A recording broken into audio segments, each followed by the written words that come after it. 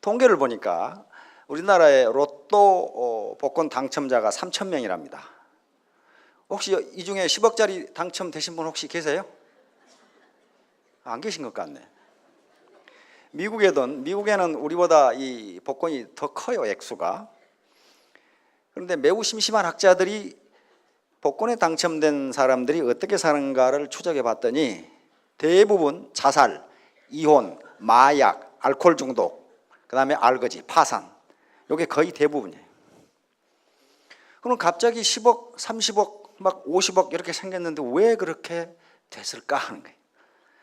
그것은 돈을, 그 정도의 큰 돈을 컨트롤할 만한, 가질 만한 아직 내공이 쌓여 있지 않은데 갑자기 큰 돈이 생기니까 화랑방탕, 흥청망청하다가 그렇게. 그러니까 돈이 갑자기 많이 생기는 게 행복해지는 것이 아니고 그 돈을 가질 만한 내공이 쌓여야 돼요. 바다에 떠 있는 빙산을 보면은 빙산이 위에 조금 나와 있는데 밑에는 이렇게 크죠? 이게 몇 퍼센트입니까? 90%고 여기가 10%입니다. 이게 얼음의 비중이 0.9니까 90%는 가라앉고 나머지 10% 뜨게 돼 있어요. 그러면 이게 사업에서 성공한 부분 또는 소득이라고 가정하면 요걸 크게 하려면요, 여기다가 뭔가 얹어 가지고는 안 돼요. 요걸 크게 해주면 이게 나오게 돼 있어요. 로또에 당첨된 사람들은 어떻게 생겼냐면은 이렇게 생긴 거예요. 이렇게. 다시 말하면 내공은 전혀 이 사람이 이 큰 돈을 컨트롤할 만한 내공이 없는데 그만한 캐패시티가 안 되는 사람인데, 다시 말하면 그만한 어떤 이 사람의 폭이 안 되는 사람인데 갑자기 이만큼 돈이 생기니까 이게 어떻게 된 거예요? 업사이드 다운한 거죠. 그러니까 오죽하면 미국이나 영국에서 한꺼번에 복권 돈을 안 주고 연금으로 주겠어요. 다 주니까 자살, 이혼, 마약, 알코올 중독, 안 그러면 알거지, 이렇게 되더라 이거예요. 갑자기 돈이 생기는 거 어떻게 쓸지를 몰라. 그래서 반드시 돈은 자기가 땀 흘려서 벌지 않으면요 행복해지는 것이 아니라고 합니다. 자, 그래서 저는 요 90% 이 내공을 어떻게 키울 것인가 하는 것을 말씀을 드리려고 합니다. 자, 오늘 제가 제목으로 잡은 것은 재심합력입니다.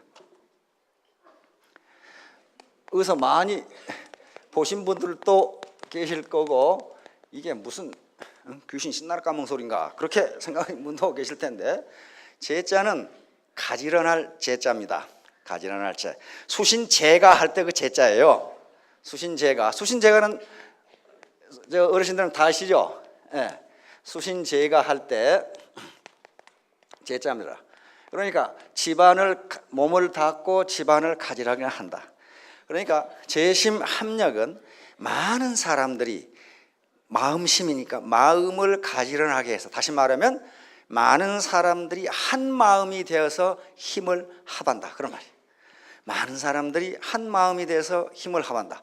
요거 이렇게 하지 않으면요 네트워크 사업은 성공하기 어렵습니다. 그래서 집안을 가지런하게, 요 제가는 그러니까 자기 조직이라든가 자기 라인을 가지런하게 하는 것, 한 마음이 되는 거예요. 한 마음이 되면 어떻게 된다고요? 예, 치국이 되고, 치국은 우리 국내 시장을 석권하고 그렇게 되겠죠. 그리고 글로벌로 나가서 세계 시장을 석권한다, 평천하가 되겠죠. 그렇게 하면. 예. 그러니까 요 가지런할 제자예요. 가지런할 제자. 요것이 이제 애터미 사업의 성공의 아주 핵심입니다. 나 혼자 하지 않고 같이 더불어 한다. 중국 속담에 갑파치 셋이 제갈량을 이긴다 그렇게 돼 있어요. 제갈량 하면 모르는 사람이 없어요. 세계 최고의 참모거든요. 장자방이라 그 당시에 총나라 유비를 섬기는 군사입니다. 그런데 못난 갑파치 셋만 모이면 제갈량도 이길 수 있다. 그런데 그게 헛소리 같은데요, 요즘 학자들은 그것을 집단지성이라고 그럽니다. 어떤 개별지성도 집단지성을 이길 수가 없다. 이렇게 돼 있어요. 세상에 공짜는 없어요. 공부하지 않고 성공한 예는 지금까지 역사상 없습니다. 그런데 그러면 당장 거부감이 들 거예요. 헤이고 우리 이웃집 놈 공부 잘해가지고 서울대학 나왔는데 완전히 건달이더라. 이렇게 난단 말이에요. 그것은 공부에 대한 개념이 잘못 잡혀 있으니까 그래요. 우리 선조들은 공부를 그렇게 생각하지 않았어요. 공부, 이 글자 써놔봐. 이게 무슨 말이에요, 이게 공부, 기술 공짜 지압이 부자거든? 기술 가진 지압이가 공부인가? 이렇게 만들어놨어요, 이렇게.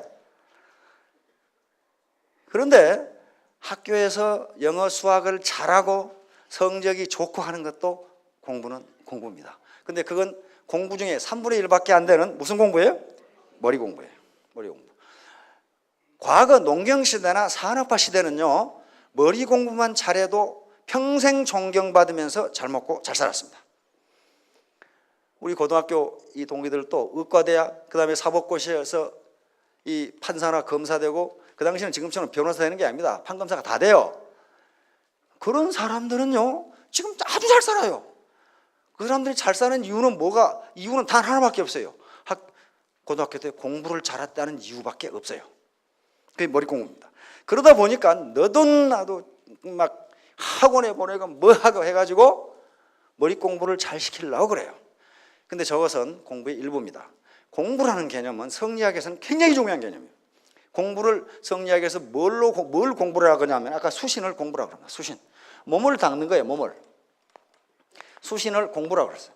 수신은 우리 몸은 머리가 있고 마음이 있고 요 육체가 있어요. 이 전체가 세 가지를 몸이라고 그랬어요, 몸. 그러면 머리 공부만 열심히 하는 게 공부를 잘하는 게 아니고 이 마음 공부를 해야 된단 말이에요. 마음 공부가 이 머리 공부를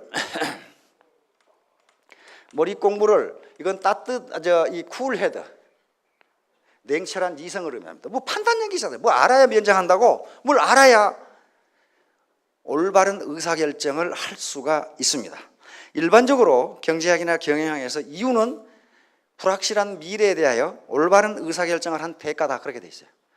그러니까 올바른 의사결정을 하지 못하면 이윤이 나는 게 아니라 손실이 나게 돼 있습니다. 그러니까 냉철한 이성, 이것이 머리 공부입니다. 그 다음에 이제 마음 공부는 이게 warm heart예요. warm heart, 따뜻한 마음입니다. 이게 아무렇게나 사기쳐가지고 돈 벌어서 잘 살 것 같은데요, 근데 그런 놈 한 놈도 못 봤어요. 반드시 따뜻한 마음, 나 말고 내 파트너들, 그 다음에 우리 국민에게 보람이 있고 유익한 일을 해야 되겠다고 하는 생각을 가져야만 성공할 수 있다는 게 학자들의 견해입니다.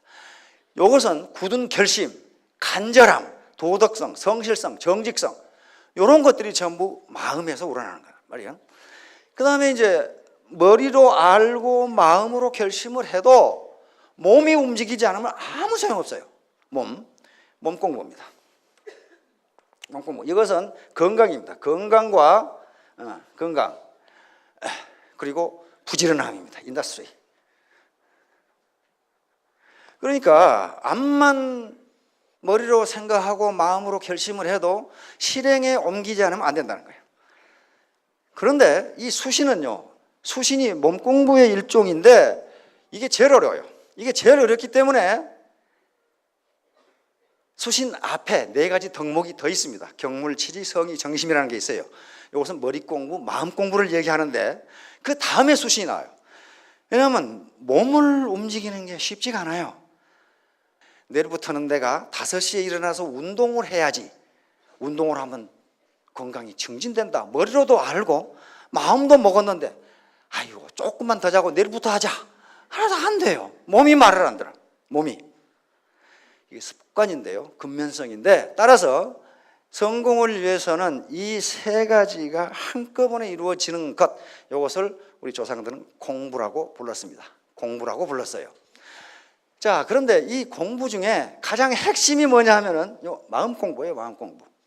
내가 애터미 사업으로 반드시 성공하겠다. 이걸 성공자들은 간절함이라고 이야기합니다. 미국의 성공자들은 간절함.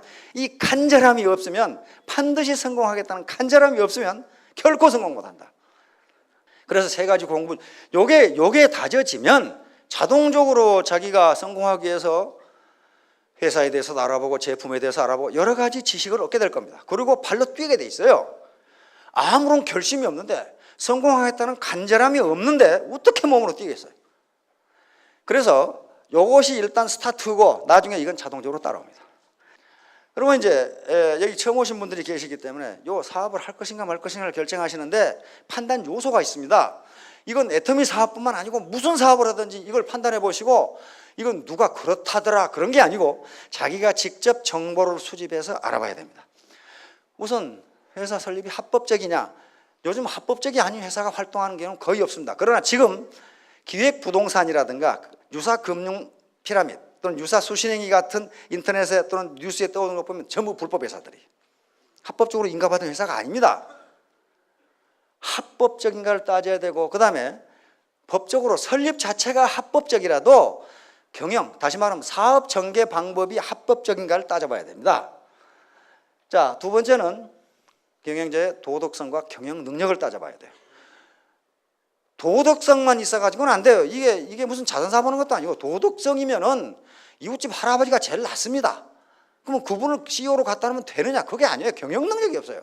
두 개를 따져보셔야 됩니다. 세 번째는 제품의 경쟁력입니다. 품질과 가격, 이거 많이 들으셨죠? 그 다음에 수익 구조, 보상 플랜, 마지막으로 비용 부담, 진입비, 유지비, 추천비, 이런 것들이 있으면요 결국은 빚을 지게 돼 있어요. 베란다에 물건 쌓이고. 그래서 이런 것들이 있는지 없는지를 잘 따져보시고, 이게 핵심입니다. 그 다음에 이제 여러 가지 다른 요소가 있지만 그것은 부수적인 것이니까 이런 걸 따져보시고, 아, 괜찮은 회사네 라고 생각되면 과감하게 결단을 하셔야 됩니다. 우물우물 하다가는 그렇게 많은 시간이 없어요. 타코마 다리의 붕괴라는 유명한 사건인데요, 1940년대 그 당시 미국이 채광국이었기 때문에 세계 최고의 토목공학 기술을 이용해서 이 타코마 브릿지를 놨습니다. 그리고 근사하게 개통식을 했어요. 그런데 이 다리는 지진에도 견디고 초속 50m의 강풍에도 견딜 수 있도록 설계가 됐습니다. 그런데 초속 50m의 강풍에도 무너지지 않을 정도로 지은 다리가 초속 19m의 가벼운 바람에 무너져 버렸어요.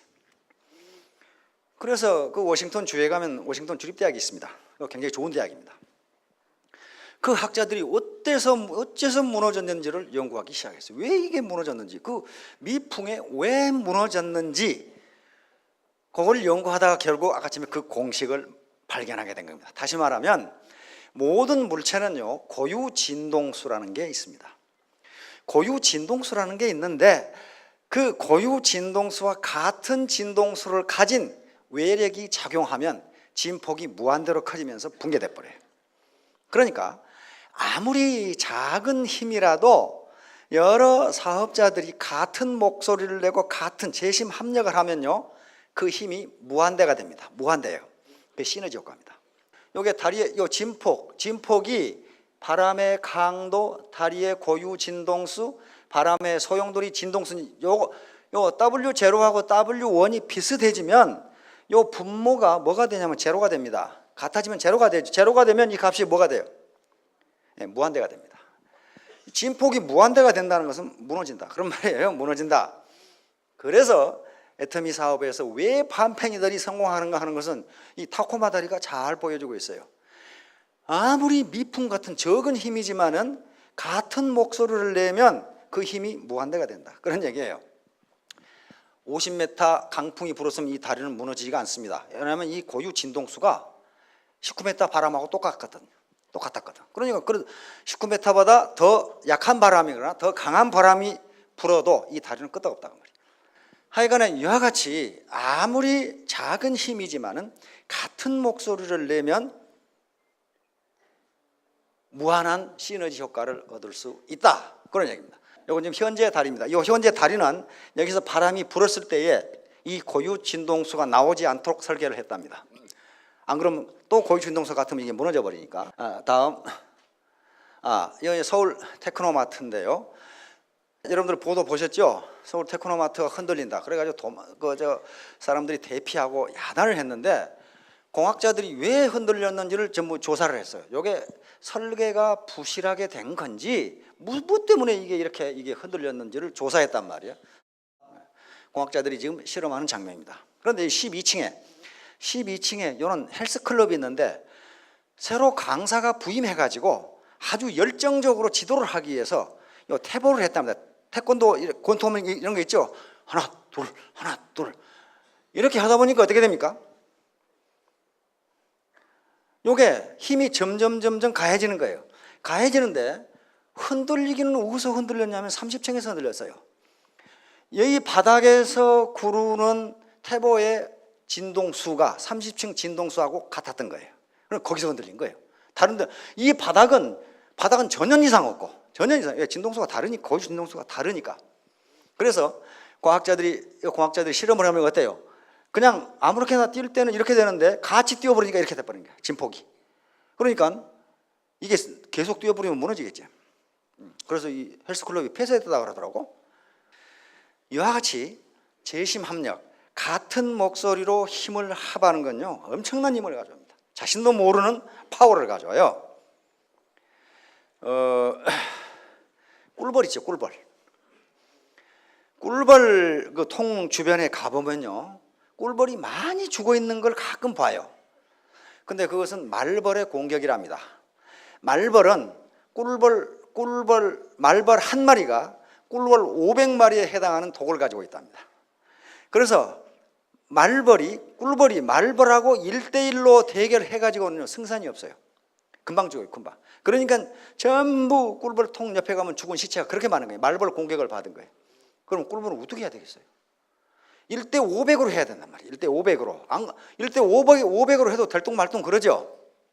그런데 꿀벌이 말벌을 퇴치하는 방법은 열공격이라는 방법. 열공격이 뭐냐면은 말벌은 45도에서 47도 사이 이상으로 온도가 올라가면 말벌은 죽어버린답니다. 그런데 꿀벌은 그것보다 죽는 온도가 1도가 높아요. 1도가 높기 때문에 꿀벌 수백 마리가 말벌을 에워싸고 그놈을 안에서 온도를 높이는 거예요. 온도를 높여서 딱 1도 차이로 딱 죽으면 딱 해산하면 꿀벌은 안 죽는다고 말이에요. 1도 차이로 딱 말벌이 죽을 만큼만 포위를 해가지고 온도를 높여버리는 거예요. 그러니까 혼자 말벌을 대항할 수는 없다. 인적 자본을 1대1로 비교하면요 국내 유수 기업들에 근무하는 사람들보다 애터미에 오는 사람들의 인적 자본이 결코 많다고 할 수가 없습니다. 저요 1대1로 하면 집니다. 그들이 가지고 있는 인적 자본의 질이 훨씬 높아요. 그런데 그들을 이기려면 어떻게 해야 되겠냐? 1대1로 해가지고는 이길 수가 없어요. 그래서 재심합력, 여러 사람이 같은 마음으로 힘을 합하지 않으면요 그 사람들을 이길 수가 없어요. 인적 자본이 휴먼 캐피탈이 인적 자본이 더 적은 상태에서 그들보다 더 고소득을 올리는 유일한 방법은 재심 합력하는 길밖에 없어요. 같이 하는 방법밖에 없어요. 애터미 사업은 혼자 하는 게 결코 아닙니다. 아프리카 속담에 그런 게 있어요. 시중에 책도 베스트셀러가 돼 있어. 그 아프리카 속담입니다. 빨리 가려면 혼자 가고 멀리 가려면 같이 가라. 그렇게 돼 있어요. 아프리카에서 멀리 가려면 같이 가야 돼요. 안 그러면 어떻습니까? 중간에 사자한테 잡혀 먹히거나 뭐가 수가 있죠. 같이 가야 됩니다. 같이. 이렇게 소리를 지르면 유리창이 깨지는 것도 유리창의 고유 진동수하고 소리의 진동수하고 같도록 하기 때문에 그렇습니다. 우리 고음 올라가는 어떤 가수 있던데 가수는 유리컵을 놔두고 계속 고함을 지르니까 유리컵이 깨져버리더라고. 그것은 그 가수의 계속 고함을 지르면서 일정 수준에서의 목소리의 헐츠, 사이클하고 진동수하고 유리의 고유 진동수가 맞으면 유리창이 깨집니다. 그 정도로 이걸 공명이라고 합니다. 공명 또는 공진, 다시 말해 리소넌스. 모든 사람이 같은 마음을 가지고 힘을 합하면 불가능한 것 같은 일을 이루어낸다. 그래서 이 사업에서 공명을 해야 돼요. 공명. 같은 목소리로 얘기해야 되는데 같은 목소리로 얘기하기 위해서 가장 중요한 사항이 시스템에 참여하는 거예요. 여기 와서 같이 이야기를 듣고 같은 생각을 하고 회사의 방침을 알고 어떻게 나가는지 알고 그것뿐만 아니고 내 파트너들이 어떤 고민이 있는 건지 그걸 대화를 통해서 이야기하고 같이 밥도 먹고 그래야 공명이 일어난단 말이에요. 따라서 반드시 공명을 해야 되는데 공명을 하는 가장 좋은 방법은 여기 오는 겁니다. 결론적으로 얘기해서 가장 중요한 게 마음 공부예요. 내가 반드시 성공하겠다는 결심과 결의, 그리고 간절함, 그리고 포기하지 않는 정신력, 도전정신, 요게 있으면은 자연히 사업을 하면서 회사는 어떤지, 제품은 어떤지, 마케팅 프로그램은 어떤지 이런 걸 머리 공부를 하게 돼 있어요. 하게 돼 있다고. 그리고 소비자 심리는 어떤 것인지 소비자 심리부터 공부해가지고 마케팅해가면 되질 않아요. 먼저 내가 반드시 성공하겠다는 의지와 각오, 간절함, 그렇게 되면 몸으로 뛰게 돼 있고 그 다음에 공부를 하게 돼 있어요.